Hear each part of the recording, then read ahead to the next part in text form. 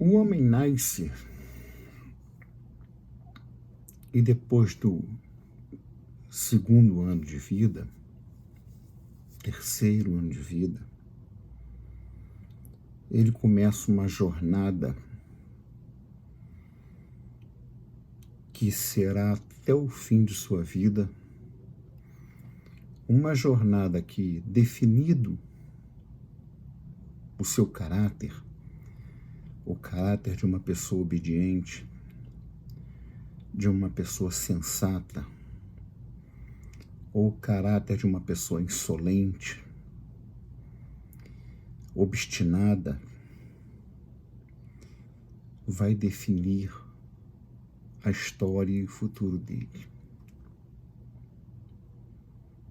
É uma jornada de aprendizado. Ele entra para a escolinha,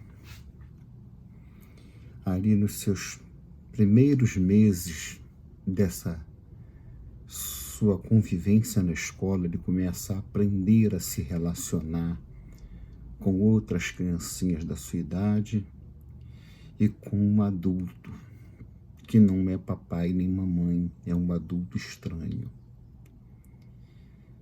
E ele ali começa, o seu cérebro, o seu pequeno cérebro começa a assimilar a diferença do jeitinho que o papai e a mamãe falam em casa, e obedece se quiser, se não quiser não obedece,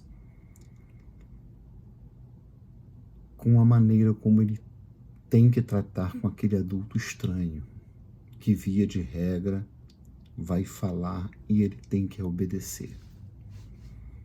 Às vezes é pego no colo porque não fez o que o tio mandou. A vida do homem segue assim.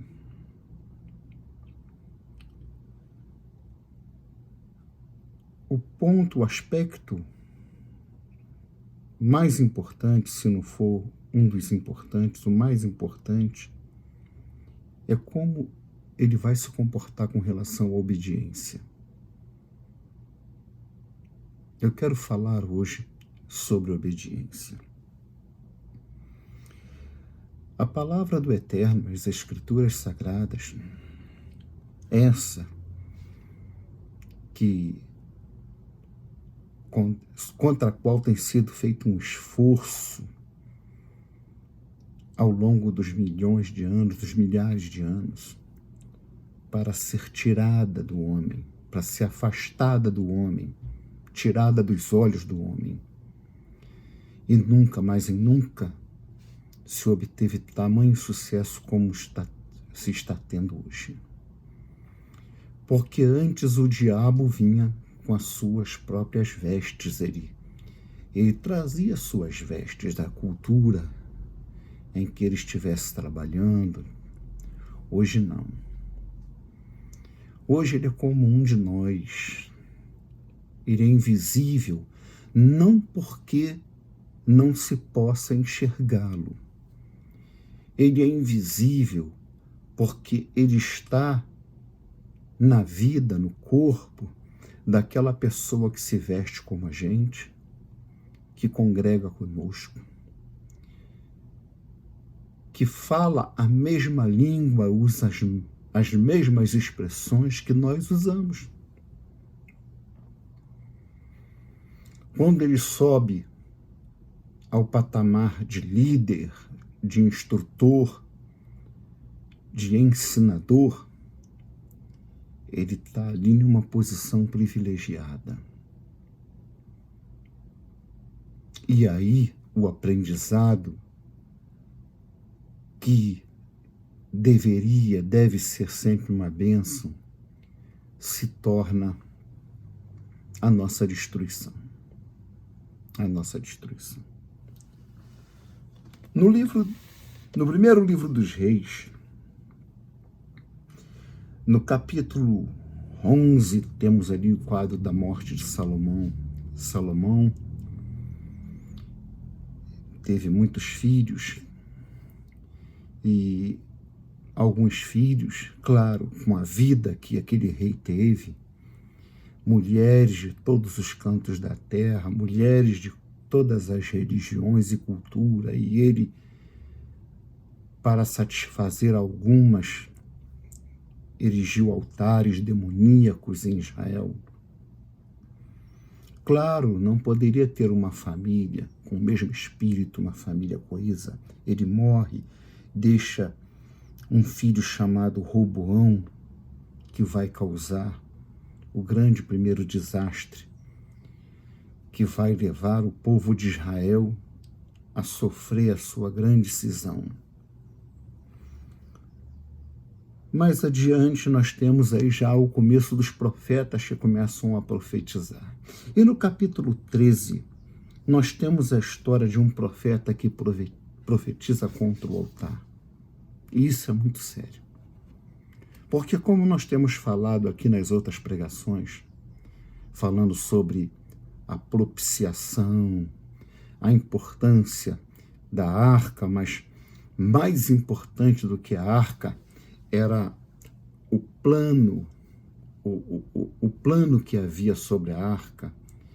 Aquela arca era retangular, e em uma extremidade do seu retângulo tinha um querubim, na outra, outro querubim, e ali no meio Deus aparecia e falava com Arão, face a face. E tinha o altar do incenso, e tinha o altar do sacrifício. E diz assim, capítulo 13, primeiro livro dos reis. E eis que um homem de Deus veio de Judá com a palavra do Senhor a Betel. E Jeroboão estava junto ao altar para queimar incenso. E clamou contra o altar aqui é do incenso, com a palavra do Senhor, e disse: altar, altar, assim diz o Senhor, eis que um filho nascerá à casa de Davi, cujo nome será Josias, o qual sacrificará sobre ti os sacerdotes dos altos que queimam sobre ti incenso, e ossos de homens que se queimarão sobre ti. E deu naquele mesmo dia um sinal, dizendo: este é o sinal de que o Senhor falou. Eis que o altar se fenderá, e a cinza que nele está se derramará. E sucedeu, pois, que, ouvindo o rei a palavra do homem de Deus, que clamara contra o altar de Betel, Jeroboão estendeu a sua mão de sobre o altar, dizendo: peguem ele. Mas a sua mão que estendera contra ele se secou, e não podia mais tornar a trazer a si. Ele ficou com a mão seca e esticada, assim. E no mesmo instante o altar se fendeu, o altar foi partido por Deus, e a cinza se derramou do altar, segundo o sinal que o homem de Deus apontara pela palavra do Senhor. Mais adiante, virando a página, temos no versículo 11, a passagem continua dizendo assim: e morava em Betel um profeta velho, e veio seu filho e contou-lhe tudo o que o homem de Deus fizera naquele dia em Betel, e as palavras que dissera ao rei, e as contaram a seu pai. E disse-lhe seu pai: por que caminho se foi? E viram seus filhos o caminho por onde fora o homem de Deus que viera de Judá. E então disse a seus filhos: albardai-me um jumento. E albardaram-lhe, e o jumento montou nele. E albardaram o jumento e montou nele. E foi-se após o homem de Deus, e o achou assentado debaixo de um carvalho, e disse-lhe: és tu o homem de Deus que vieste de Judá? E ele disse: sou eu. Então lhe disse: vem comigo a casa e come pão. Porém ele disse: não, Não posso voltar contigo, nem entrarei contigo, nem tampouco comerei pão e beberei contigo água neste lugar, porque me foi mandado pela palavra do Eterno, ali nem comerás pão, nem beberás água, nem te tornarás a ir pelo caminho por que foste. E ele lhe disse também, também eu sou profeta como tu. E um anjo me falou pela palavra do Senhor, dizendo, faze-o voltar contigo à tua casa, para que coma pão e para que beba água. Porém, mentia-lhe.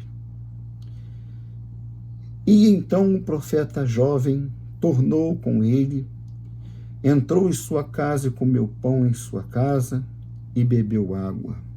E sucedeu que, estando ele à mesa, a palavra do Senhor veio ao profeta que tinha feito voltar, ao profeta velho, e clamou ao homem de Deus que viera de Judá, dizendo, assim diz o Senhor, porquanto foste rebelde à boca do Senhor, e não guardaste o mandamento que o Senhor teu Deus te mandara, antes voltaste e comeste pão e bebeste água no lugar que te dissera, não comerás pão nem beberás água, o teu cadáver não entrará no sepulcro dos teus pais. E sucedeu que depois que comeu pão, depois que bebeu água, albardou ele o jumento para o profeta que fizera voltar. E foi-se, pois, e um leão o encontrou no caminho e o matou. E o seu cadáver estava lançado no caminho, e o jumento estava parado junto a ele, e o leão estava junto ao cadáver.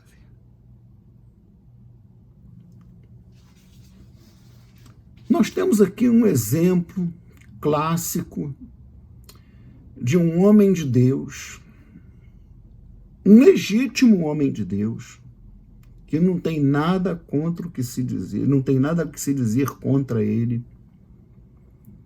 Um homem que foi chamado para uma missão importantíssima. Nós lemos ali sobre o altar de Deus. Ele foi usado para profetizar contra o altar de Deus. Você lê o livro de Êxodo e de Levítico, você vai ver a importância, as recomendações e as asseverações que Deus fala a Moisés e, continuando, vai falar a Arão, dizendo sobre todo o cuidado que se deve ter, porque aqueles altares, o altar que ficava no santo lugar, antes da cortina, antes do véu, como o altar que ficava dentro da cortina, o expiatório, que nas Bíblias trazem a maioria das vezes propiciatório, palavra que não existe na Bíblia hebraica, é expiatório. Como é importante, a importância que os objetos e que aqueles altares, o altar do incenso, o altar do holocausto, a bacia onde os sacerdotes tinham que se lavar, e lá no Santo dos Santos, o altar que uma vez ao ano o sumo sacerdote, e só o sumo sacerdote, depois de oferecer sacrifício pelos seus próprios pecados, poderia entrar. Daí a gente vê que homens de Deus também erram. E essa é a responsabilidade que eu tenho que ter sobre minha vida. Essa é a responsabilidade que todo crente que professa a fé em Yeshua HaMashiach, que é o Deus Todo-Poderoso, que se fez carne ao preparar corpo para si, e habitou e andou entre nós, deve ter. Porque homens de Deus também erram. E dependendo do erro, ele pode ter até o seu ministério, a sua vida interrompida. Eu quero chamar agora os irmãos para nós abrirmos as nossas Bíblias em Atos dos Apóstolos. Nós temos vivido um tempo que começou há talvez 20 ou 30 anos, que está se marcando em baixo relevo como tempo de mudanças. Mudanças não só na vida, nas pessoas, mas mudança também no que se entende há centenas de séculos sobre a palavra de Deus, a revelação de Deus, o que se deve atentar da parte de Deus.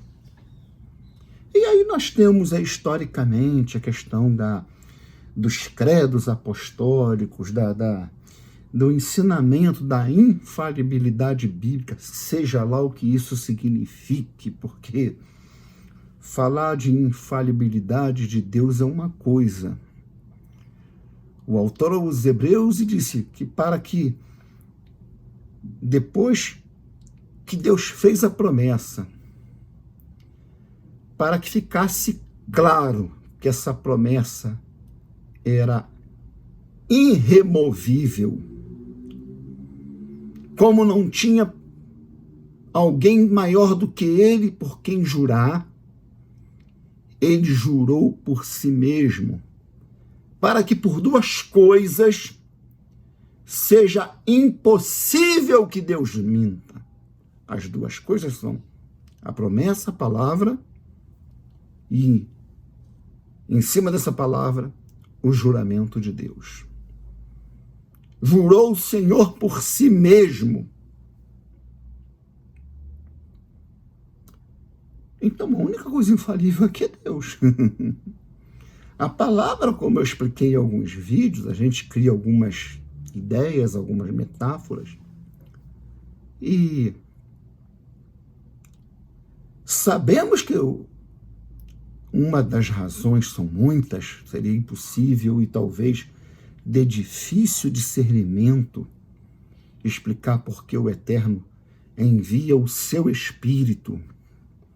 Ele envia o seu Espírito, o Espírito dele, o Espírito do Santo, para que vele pela sua palavra, as Escrituras,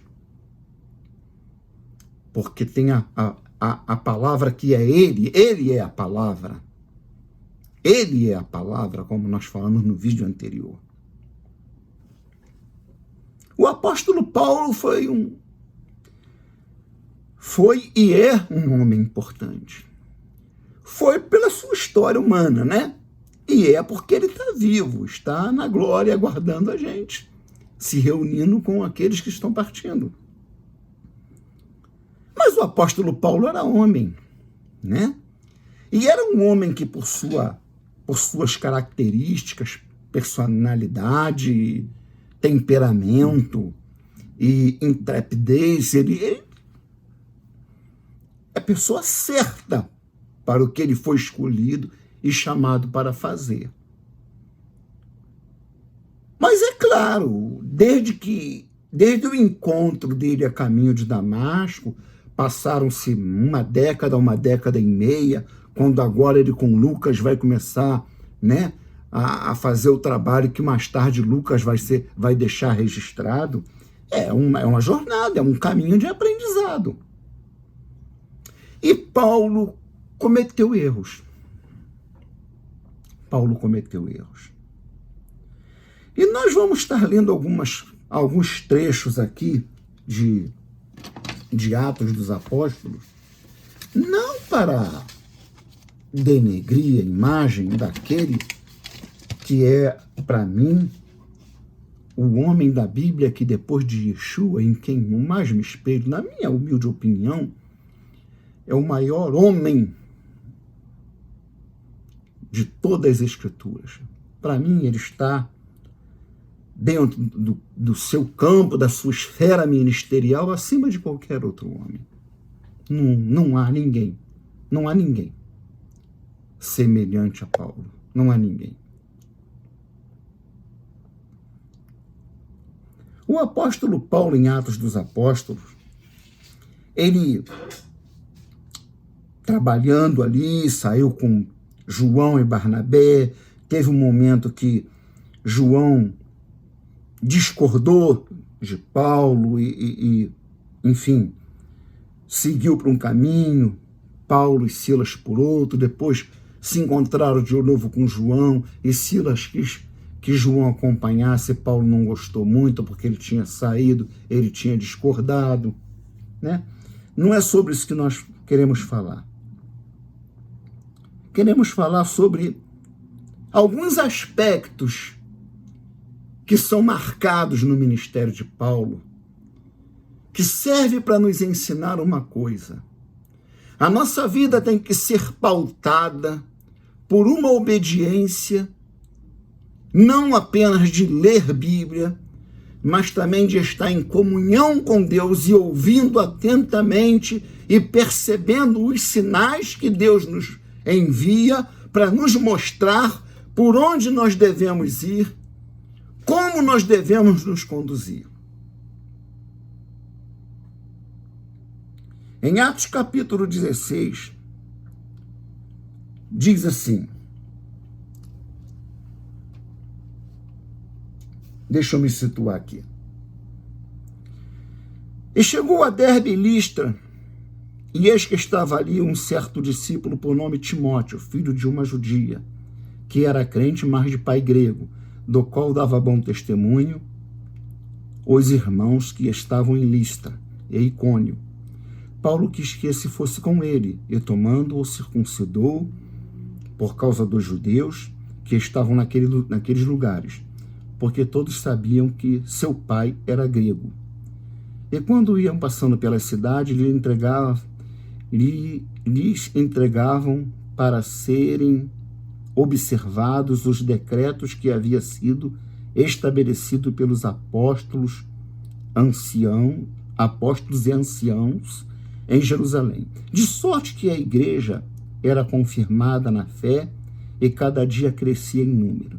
E passando pela Frígia e pela província da Galácia, foram impedidos pelo Espírito Santo a anunciar a palavra na Ásia. Eles foram impedidos pelo Espírito de Deus. Paulo, cheio do Espírito, ninguém tem dúvida disso. Paulo era um homem cheio do Espírito. Paulo era um homem que vivia em comunhão constante com Deus. Mas em dado momento, Paulo se dirige para um lugar e diz: vamos para lá e vamos estabelecer ali alguns dias que vamos passar ali para trabalhar ministrando. E não era da vontade de Deus e o Espírito de Deus. Naquele momento, por exemplo, observe-se isso. Naquele momento não estava nos planos de Deus, porque a carta de viagem está na mão de Deus. A carta de viagem, né? O mapa da trajetória da vida de quem está servindo a Deus está nas mãos de Deus.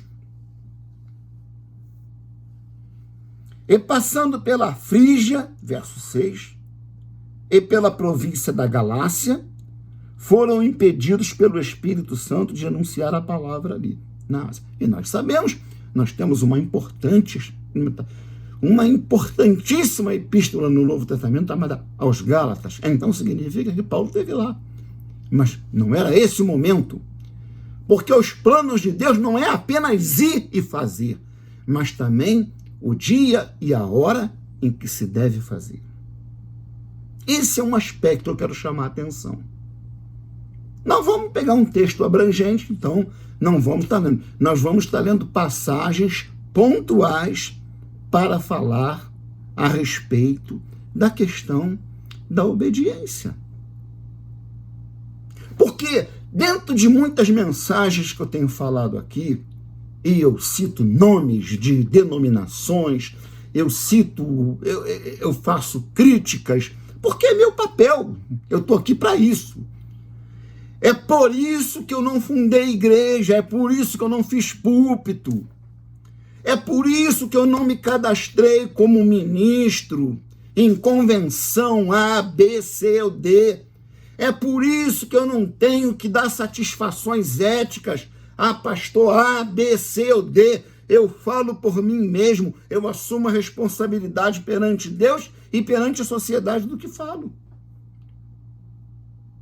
Uma hora dessa alguém pode bater aqui na minha porta, olha, você está preso pelo que tu falou enquanto ministro e tal, mas falei, está falado e vai continuar falado. Ah, o irmão não tem medo de que Deus te pese a mão pelo que você fala, afinal de contas, igreja é de Deus na sua opinião. Eu quero que você me prove que ela é de Deus aqui na palavra. Me mostra na palavra que ela é de Deus. Me mostra que a palavra estabelece como a casa de Deus deve ser regida. Você pode começar ali na primeira epístola aos Coríntios, é uma boa dica. Porque lá no livro de Revelações, o Eterno ameaça uma igreja. Recomendo-te que mude ou tirarei do teu lugar o teu catiçal. E o texto te ensina o que é o catiçal. O catiçal é a comunidade que você chama de igreja. Eu vou tirar a comunidade daí. Vou pegar os meus, vou levar para outro lugar e essa cidade vai ficar sem luz. Vai ficar na escuridão das trevas. Então não adianta vir para mim com esse negócio de templo com plaquinha, paredão de 1 quilômetro de vidro especial, antiguidade com título de matriz. Não me interessa nada. Para mim isso tudo é lixo, escória. O que eu quero ver são as vidas, as pessoas. Eu quero ver os frutos que esses lugares, já que estamos falando de lugar, e não de pessoas, e não de comunidade, e não de seres vivos, organismo vivo. O que Yeshua prometeu é que ele formaria um organismo vivo e chamou de seu corpo. Ele se coloca como cabeça desse organismo vivo, não do que eu tenho visto por aí. Continuando. Em Atos 19, vamos lá para Atos 19.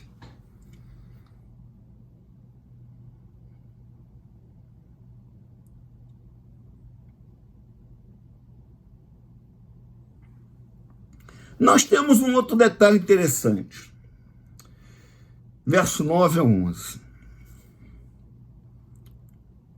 Terceira viagem missionária dele. Olha, Paulo já estava na terceira viagem missionária. Prega o evangelho em Éfeso. Tumulto excitado por Demétrio. No verso 9. Mas como alguns deles se endurecessem e não obedecessem, falando mal do caminho, não diz do cristianismo, não é do cristianismo não, tá? Aqui é outra coisa, aqui é outra área, é outra seara, não tem nada a ver. É o caminho, falando mal do caminho. Perante a multidão, retirou-se deles e separou os discípulos, disputando todos os dias na escola de um certo tirano. E durou isto por espaço de 2 anos, de maneira que todos os que habitavam na Ásia ouviram a palavra do Senhor Yeshua, assim judeus como gregos. E Deus, pelas mãos de Paulo, fazia maravilhas extraordinárias. Bom, nós lemos ali que Paulo intenta ir para a região da Galácia e o Espírito de Deus impede a Paulo. Aqui, se nós lermos um pouquinho antes, e eu recomendo que você faça isso, que você leia o contexto mais amplo, o capítulo 19, talvez um pouco antes, se bem depois, você vai ver que em uma situação em que houve resistência ferrenha, mas quando tudo é feito, quando todo o controle está nas mãos de Deus, quando o homem não tenta arrancar da mão de Deus a coisa e dizer, deixa que eu faço, dá tudo certo. Pode haver a resistência que houver. Quando você invoca Deus, eu invoquei o Senhor aqui na esquina aqui de casa, lugar de toda sexta-feira ser arriado despacho de encruzilhada. Quando eu vim morar, eu falei, levantei minhas mãos e falei, Senhor, que nunca mais seja arriado despacho de feitiçaria aqui nessa esquina. aonde teu servo mora.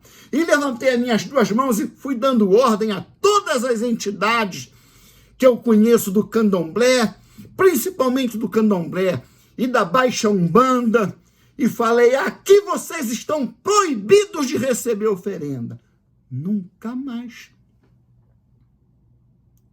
Controle na mão de Deus. Não toma da mão de Deus aquilo que só Deus pode fazer e aquilo que só Deus pode conduzir. Estava na mão de Deus. Foi uma benção. Usando uma linguagem metafórica, pode pegar facão, foice, vou arrancar a cabeça, eu vou te matar, eu vou te tacar fogo, eu vou te jogar no poço. Não tem nada, Paulo foi trabalhando e Deus ainda fazendo sinais maravilhosos através das mãos de Paulo. Porque Paulo estava obedecendo, Paulo estava: Senhor, para onde? Pega o navio para onde? Para o lugar tal, tá bom, Senhor. Não perguntava nem, e foi chegando, não, no meio do caminho, Deus sabia que Deus ia falar. Atos 19. Em meio a tamanha resistência, afrontas, a palavra foi ministrada por 2 anos, com sinais, milagres e muitas conversões. Quando se é obediente ao Eterno, as coisas tendem a dar certo. Às vezes você pode nem ver nada no momento, mas daqui a pouco tu vai olhar, voltar lá. Ih, rapaz, eu passei aqui. Meu Deus, que maravilha, que bênção.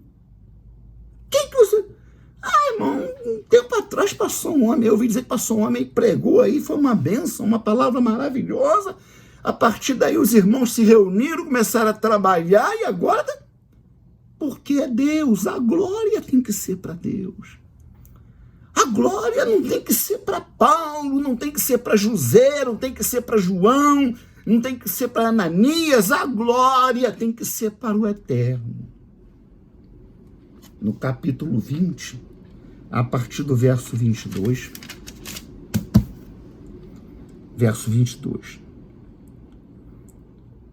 Paulo mandou chamar os anciãos da igreja de Éfeso. Ele está em Mileto, com os irmãos de Mileto. E ele manda chamar para dar notícias tristes. Porque o texto vai mostrar que houve choradeira, houve pranto. Aqui começa o problema de Paulo. E agora verso 22. Paulo dizendo para eles: e agora eis que, ligado pelo Espírito, ouçam o que diz Paulo. E agora eis que, ligado pelo Espírito, vou para Jerusalém, não sabendo o que lá me há de acontecer. Complicou. Deus não envia ninguém para laço e esconde isso. Paulo manifesta em seu encontro com os anciãos de Mileto e Éfeso seu desejo de ir a Jerusalém, reconhecendo em suas próprias palavras que não sabia o que lhe aconteceria ali. Então nós vamos ver mais adiante. E agora eis que, ligado pelo Espírito, vou para Jerusalém, não sabendo o que me há de acontecer ali, senão o que o Espírito Santo, de cidade em cidade, me revela, dizendo que me esperam prisões e tribulações. Mas em nada tenho a minha vida por preciosa, contando que cumpra com alegria a minha carreira e o ministério que recebi de Yeshua, o Senhor, para dar testemunho do Evangelho da graça de Deus. Boas palavras. O que soa estranho aqui é Paulo dizer que está indo para Jerusalém, ligado pelo Espírito Santo, ou seja, preso pelo Espírito Santo, e nós vamos ver que, ao que nos parece, houve um lapso, houve um apagão de discernimento em Paulo. Porque essas palavras vão entrar em conflito com as revelações e as profecias que são entregues a ele, dizendo o contrário, que ele não tinha que ir para Jerusalém naquele momento. Mas vamos deixar as pernas andar por si mesmo.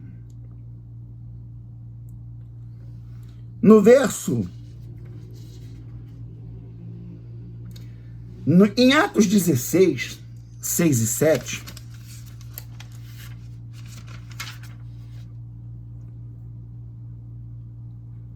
ele, passando pela Frígia, pela Galácia, foi impedido pelo Espírito Santo de levar a palavra. Veja bem.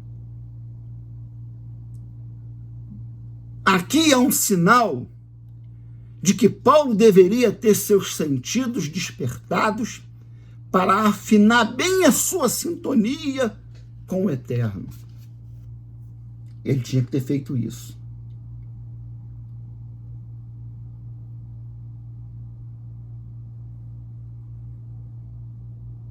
O Espírito Santo deve ser o guia condutor da vida do obreiro atento à sua palavra.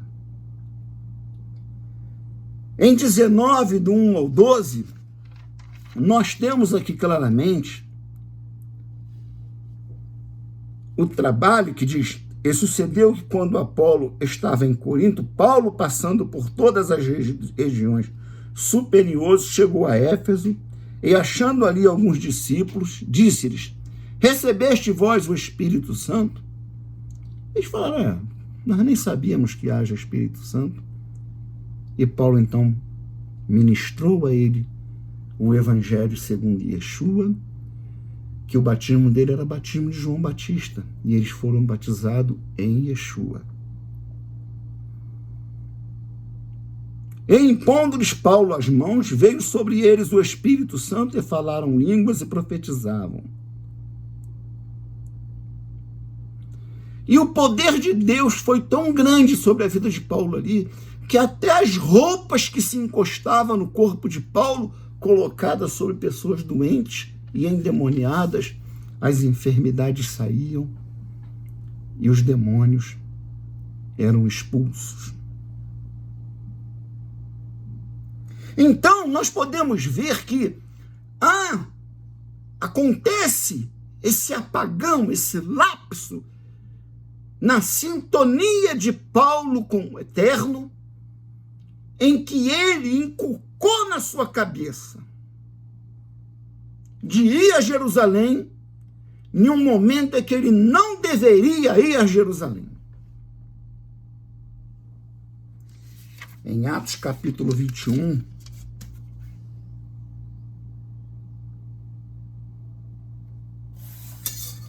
diz assim: e aconteceu que, separando-nos deles, navegamos e fomos correndo o caminho direito, e chegamos a Cós.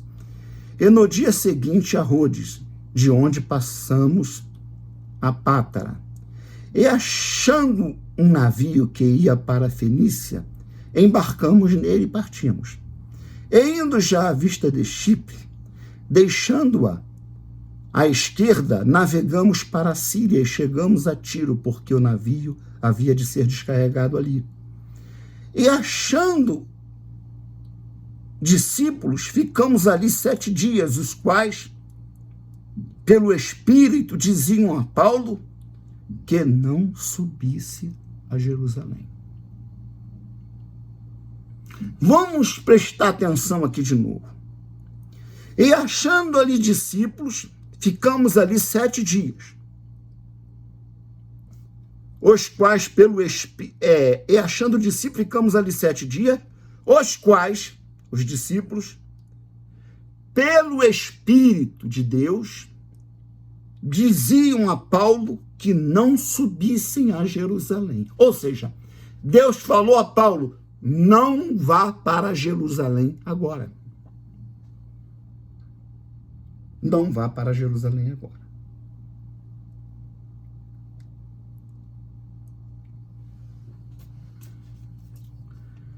Continuando.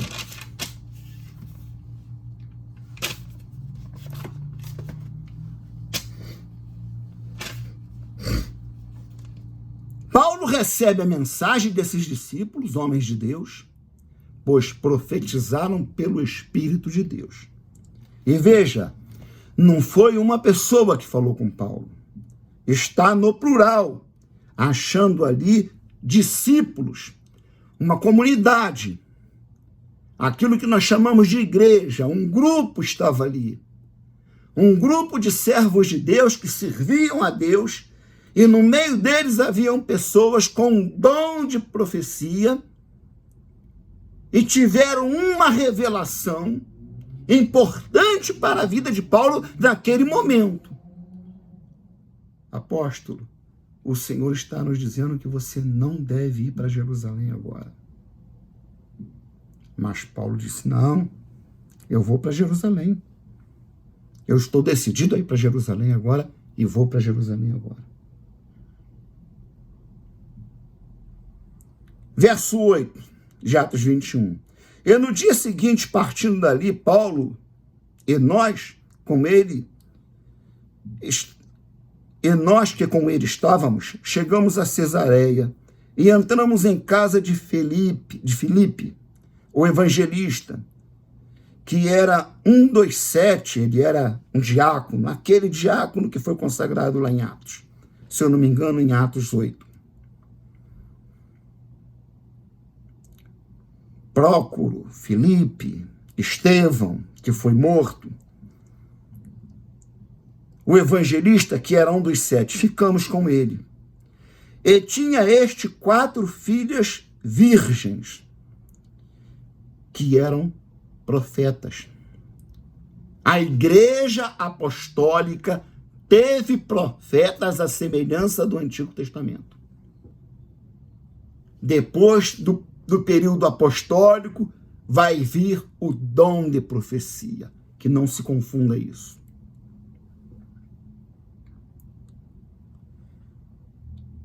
Quatro filhas que profetizavam. E demorando-nos ali por muitos dias, chegou da Judeia um profeta por nome Ágapo. E vindo ter conosco, tomou a cinta de Paulo, e ligando-se os seus próprios pés e mãos, disse, isto diz o Espírito do Santo. Assim manietarão os judeus em Jerusalém o varão de quem é esta cinta, e o entregarão nas mãos dos gentios. E ouvindo nós isto, rogamos-lhes, tanto nós como os que eram daquele lugar, que não subisse a Jerusalém. Mas Paulo respondeu, que fazeis vós, chorando e magoando-me o coração? Porque eu estou pronto não só a ser preso, mas ainda a morrer em Jerusalém pelo nome do Senhor Yeshua. E como não podíamos convencê-lo, nos aquietamos, dizendo, faça-se a vontade do Senhor. Eu nunca antes me atrevia a fazer qualquer tipo de trabalho em que eu destacasse um ponto negativo no ministério de Paulo. Mas desde algumas semanas esses textos têm me saltado. Eu ia falar, eu estava fazendo um esboço aqui, eu ia falar hoje sobre outra coisa, eu ia falar sobre questões relativas à questão de um sacrifício importante e que tem sido motivo de muita baboseira e de muita blasfêmia. Será, se Deus assim permitir, o próximo vídeo tema Azazel. Creio eu, não sei qual dos irmãos ao assistir esse vídeo concordará comigo, que aqui fica mais claro do que nunca e não vai acontecer mais Porque Deus não fica falando. Deus fala uma, duas, no máximo 3 vezes, porque pela boca de 2 ou 3 testemunhas se confirmará toda a palavra. Paulo quis ir. Nós vamos ver o resultado disso. Deus ali usou Ágapo. E se antes foi destacado que Felipe tinha 2 filhas profetisas que profetizavam, isso dá-nos a entender, o autor, o escriba antigo, ele tinha sempre a tendência a reduzir, a resumir. É claro que ao manifestar isso, elas devem ter sido, provavelmente foram usadas para dizer a Paulo. Elas foram usadas para falar a Paulo, não é da vontade de Deus que tu vá a Jerusalém agora, amado. Deixa para ano que vem. Deixa para depois, haverá um momento, Jerusalém estará lá. Como ele ainda relutante, chegou Ágapo, o Espírito levou Ágapo lá. Nós não sabemos como ele fez, se ele pediu licença, se o cinto passava por aqui, ou se era um cinto que prendia sobre os lombos. Ele pegou a correia de Paulo, amarrou os pés e as mãos no que hoje chamam de pau de arara, né? E disse, assim farão com um homem a quem pertence esse cinto, os judeus, em Jerusalém. E a igreja pôs a interceder, a igreja se assustou.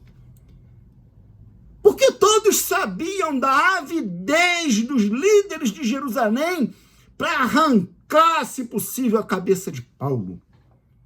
Para matar Paulo. E Paulo era uma pessoa muito querida e reconhecidamente um grande instrumento de Deus para a comunidade, para a chamada igreja, a comunidade do Senhor naqueles dias. Todos colocaram-se em plano, Paulo não vai. O Senhor está dizendo... A coisa é séria, se o Senhor está te avisando tanto, é porque a coisa é séria, Paulo. E nós vamos ver que não foi séria só para Paulo, não. Por causa dessa teimosia, Paulo prejudicou toda a liderança de Jerusalém, toda a comunidade de Jerusalém. Porque ele deu pretexto a Satanás para o que Satanás queria. Criar um alvoroço em Jerusalém e abalar, desestruturar as comunidades que tinham trabalhando. A igreja apostólica, a comunidade apostólica, ela era grupos pequenos. Não tinha esse negócio de templo sentando 50, 500, 600, 2.000 pessoas só no lugar e depois voltando para casa, não. Eram grupos espalhados, os chefes de família, anciãos, né? Alguns escribas convertidos, alguns saduceus convertidos, doutores da lei convertidos, reuniam pessoas ministrando a maravilhosa palavra do reino, que agora eles entenderam. Então, o diabo não estava gostando, porque Jerusalém estava sendo cada vez mais conquistada, Samaria estava sendo trabalhada, já desde a mulher samaritana, a obra de Deus estava indo de vento em popa.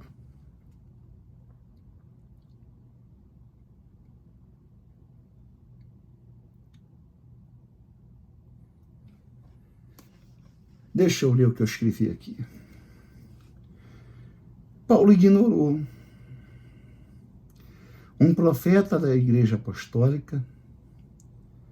A igreja apostólica tinha profetas, já falei sobre isso.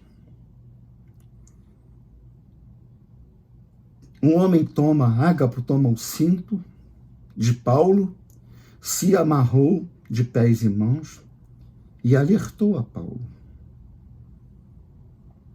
Agora nós vamos ver a chegada de Paulo em Jerusalém.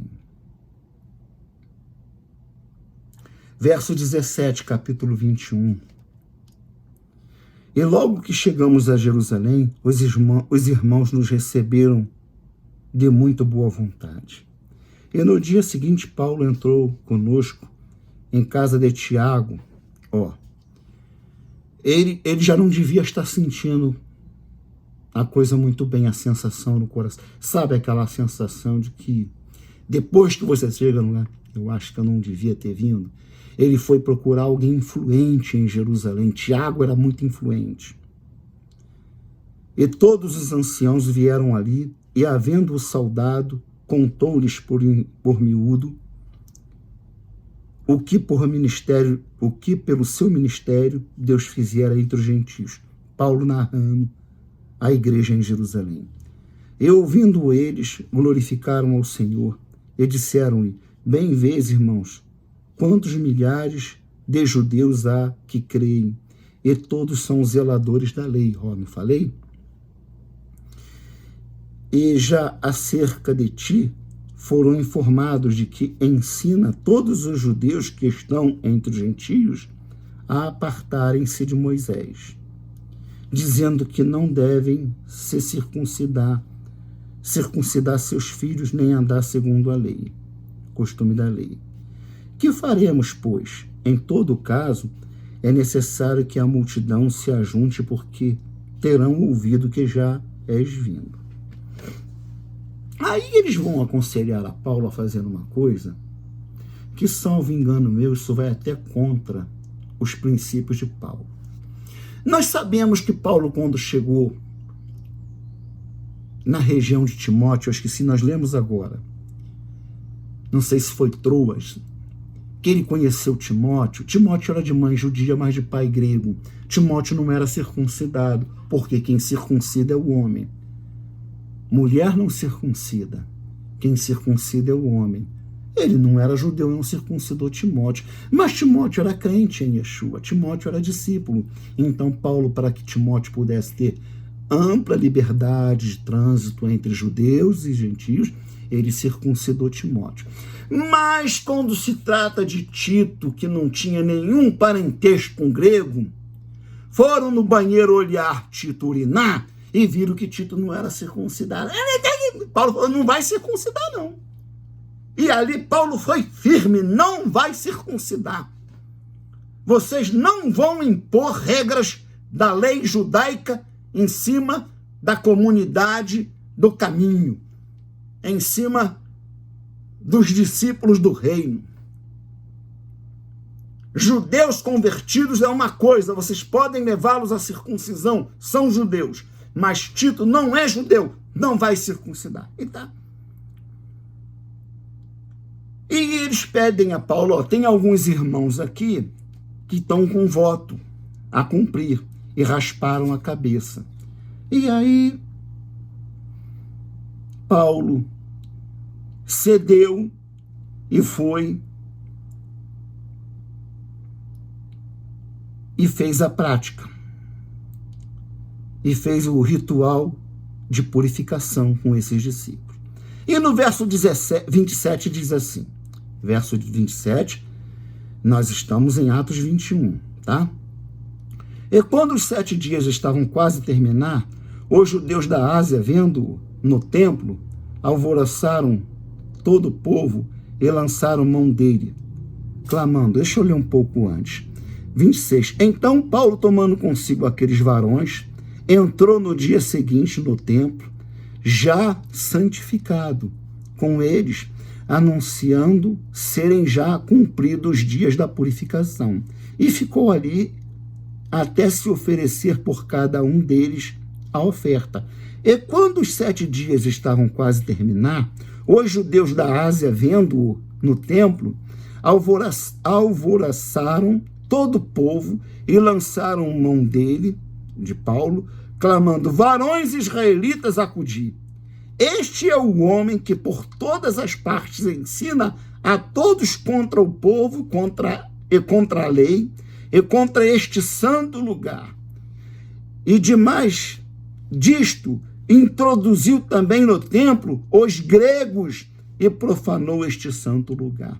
Caluniadores, gente ávidas pelo sangue de Paulo, porque tinham visto com ele na cidade a Trófimo de Éfeso, o qual pensavam que Paulo introduzira no templo.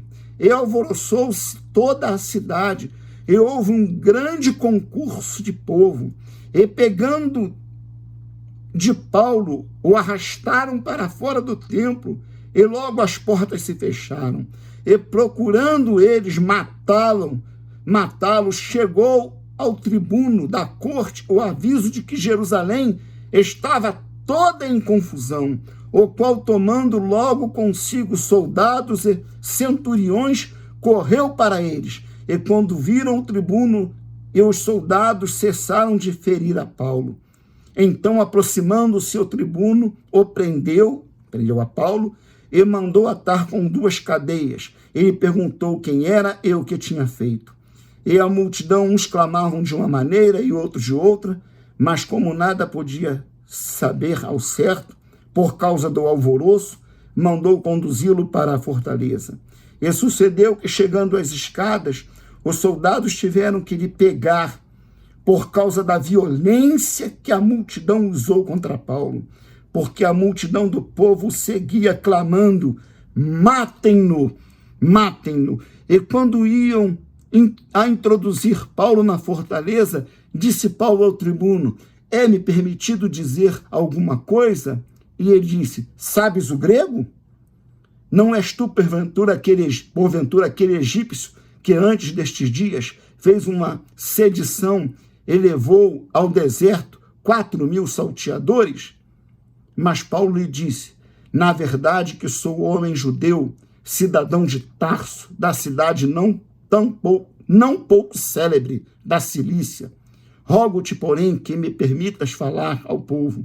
E, havendo-lhe permitido, Paulo, pondo-se em pé na escada, fez sinal com a mão ao povo, e feito grande silêncio, falou-lhes em língua hebraica, dizendo: varões, irmãos e pais, ouvi agora a minha defesa perante vós. Eu paro aqui, os irmãos continuem. Vamos juntar algumas pecinhas do quebra-cabeça. Viram Paulo, viram pessoas que não eram judeus nativos, provavelmente era judeu de alguma região, mas que estavam com todos os sinais de purificação e com oferta, portanto não tinha nada de errado, mas acusaram ele porque tinham visto ele com um judeu. Viram ele com um judeu, que tinham contra ele, introduzindo no templo, tinham visto na cidade, tinham visto ele com Trófimo de Éfeso. E aí a gente sabe como é que é a questão quando de religião vira política, ou se mistura a amálgama da política com a religião, a calúnia, a acusação, a gritaria: vem cá, vamos matar ele, vamos pegar. E agora o centurião nos dá uma informação importante, que poucos dias antes, um sujeito levou para o deserto uma sedição de milhares, ou seja, houve um confronto de tropas contra uma multidão, houve matança.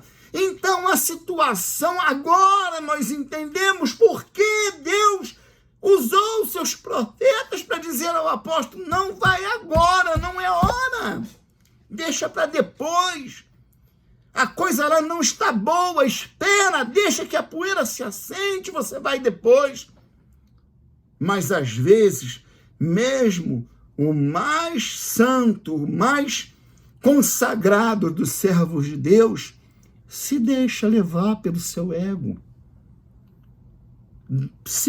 deixa-se levar pelas suas convicções, somada às suas experiências antigas, experiências recentes. Deus tem me usado poderosamente, acabo de passar 2 anos ali, até as roupas que encostavam em mim, o Senhor está comigo, vai dar tudo certo. Mas nós não devemos nunca, como crentes em Yeshua HaMashiach, nós não devemos nunca, como crentes em Jesus chamado Cristo, desprezar o que Deus está falando através dos seus servos, irmãos que também, como eu, como você, são instrumentos de Deus. Tem hora que a gente tem que falar, opa, vamos parar um pouco aí, Enoque. Vamos dar um time, tirar um dia para fazer um jejum, orar, entrar para um canto silencioso e ficar ouvindo a voz do Senhor.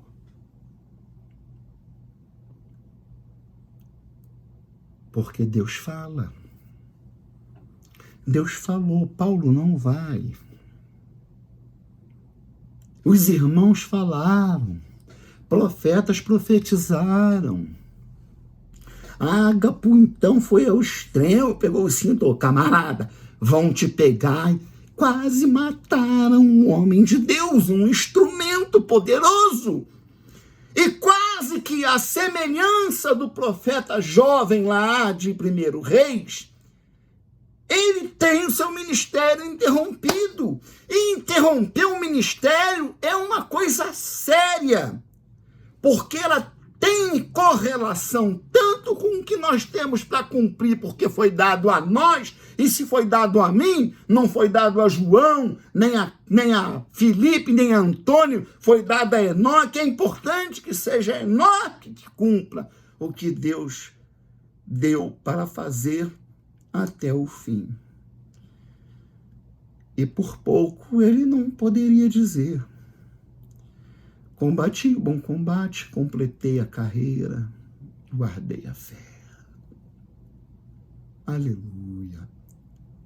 Por pouco. Lá o rapaz de 1 Reis não pode dizer isso. Então eu trago essa mensagem de edificação e de advertência. Irmãos, nós somos aquele tipo de homem, aquele tipo de ser humano que temos que andar no fio da navalha. Não acredite em coisa que qualquer um fala, mas quando tu estiver na presença de Deus, quando tu estiver na sintonia, presta atenção, porque pode ser que por alguma razão você não esteja entendendo a coisa de momento e Deus pode estar usando um profeta, um servo dele para falar. Alguém que chega na tua casa e fala: Enoque, olha só, você está para fazer aquele trabalho lá semana que vem, né? Irmão, Deus está mandando eu te dizer para tu não fazer agora não, deixa isso para ano que vem, deixa isso para depois. Mas por que? Não sei, Deus só está falando para mim te dizer isso, não faça. Deus não tem que fazer relatório para servo nenhum dele, ainda que seja Paulo. Se ele falou não vai, não vá. Não tem essa de porquê. Quem é Paulo para perguntar porquê a Deus? Olha a sulapada que Deus deu em Jó. Que lá no auge da sua aflição, Deus me livre, não vou nem de imaginar aquilo. Aquele cabra era muito macho e Deus foi com ele. Mas ele entrou numa de porquê com Deus e Deus falou: vem cá, vamos bater um papo. Olha para o céu. Está vendo ali? A Úrsula maior, a Ursa maior, a Ursa menor, a constelação de Órion. Quando eu fiz aquilo ali, tu estava onde? Irmãos, não tem essa de porquê. Deus falou, acata. Agora você tem que ter vida com Deus para ter certeza de quem está falando também está falando da parte de Deus. Para não ficar me estressando aí na rua em Campo Grande, vindo com um jornalzinho na mão, falar da parte de Satanás e usando o nome de Jesus, Jesus, Jesus. Alguém me disse essa semana para mim e para minha esposa, eu fiquei constrangido assim, mas tem certas coisas que é melhor a gente se calar. Produto mais consumido do mundo. Primeiro, Jesus. Segundo, cerveja. Eu falei, é melhor eu... Essa aí é melhor eu engolir. Jesus não é produto, Yeshua não é produto. O Jesus talvez até seja, em certo aspecto. Mas aqui nós temos uma demonstração em Atos dos Apóstolos. Na vida de meu mestre, que ele é um mestre, né? Meu mestre, ele me ensina muita coisa. Meu Deus, quantas coisas maravilhosas Paulo me ensina. Inclusive isso. Servo de Deus, um homem que teve uma vida maravilhosa, extraordinária, terá a glória que lhe cabe por direito na ressurreição. E nos deixa, através do testemunho da vida dele, que Lucas anotou, essa advertência para nós. Que nós precisamos estar afinado em nosso relacionamento com o Eterno, para entender quando é para ir e quando é para ficar. Quando Deus disser, tu vai pelo caminho, profetiza ao altar, e tu voltará nesse lugar aonde tu profetizarás, em meu nome, tu não bebe água, tu não senta na mesa, tu não come pão, e nem volta pelo mesmo caminho. Aí, de repente, aparece um gaiato. Eu sou homem de Deus. E Miguel apareceu ali para mim agora e falou para tu ir em casa comer pão. Aí você vai? Vai não, irmão, tá? Não vai não, tá? Pode aparecer até uma caravana de serafins, de querubim. Não vai não, irmão. Se foi Deus quem falou com você, obedeça a voz de Deus, sem perguntar por quê. Porque de Deus vem a vida, de Deus vem a segurança. Se Deus mandar tu ir, vá. Entra, pisa lá no meio da formigueiro, lá daquele formigueiro grande de formiga saúva, aquela que gosta de carne e sangue. Entra. Deus mandou entrar, mas meu Deus, entra. Não vai te acontecer nada. Agora, se Deus disser, fica, não teima, não vá. Você não é a cereja do bolo. Deus tem outros instrumentos. Deus tem outros vasos. Deus não depende só de você. Não entra nessa da síndrome de Elias. Ao redor do mundo só tem ele. Tá vendo aí? Só tem. Calma aí, Elias. Tem 7.000 escondidos lá que não dobraram seus joelhos diante de Baal. Sai da caverna, Elias. Por que você está aqui? São passagens que nos dão exemplos. E nós sabemos a história de Elias. Se eu sou homem de Deus, ele estava usando. Veio outro. Se eu fosse homem de Deus, se eu sou homem de Deus, que desça fogo do céu, de novo. Mas nós precisamos estar com o nosso coração bem leve. Joga as cargas fora. Alivia teu coração para ouvir a voz do Eterno. E faça o que o Eterno manda. Não sai por aí levantando igreja, abrindo congregação. Não sai por aí caçando demônios. Caçador de demônio. Aí não é caçador de demônio. Para com isso. Só vá se Deus mandar ir. Se você estiver pronto para sair de casa, já pegando a chave do portão, o Eterno disser, fica. Volta para dentro de casa, bota a chave lá no chaveiro, tira a sua roupinha e espera.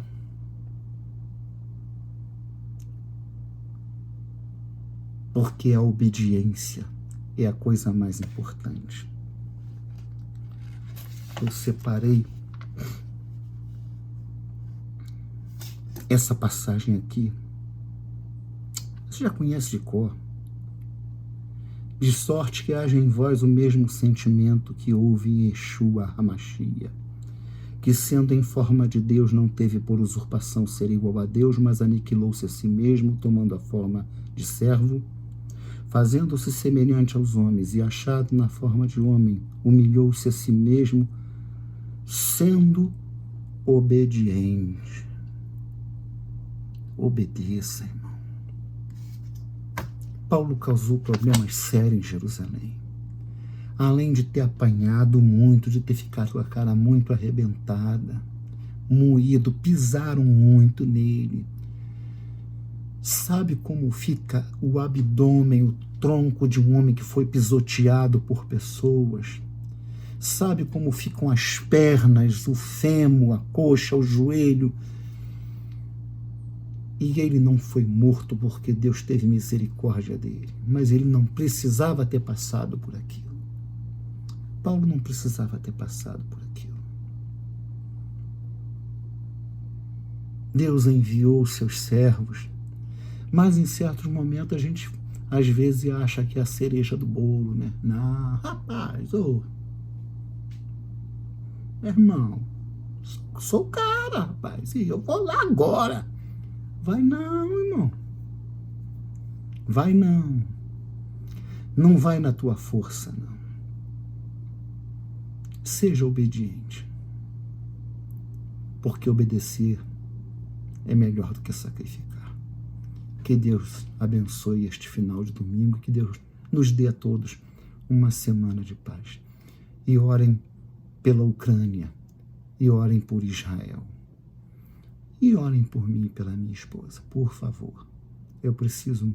Nós precisamos muito das orações dos irmãos. Amém.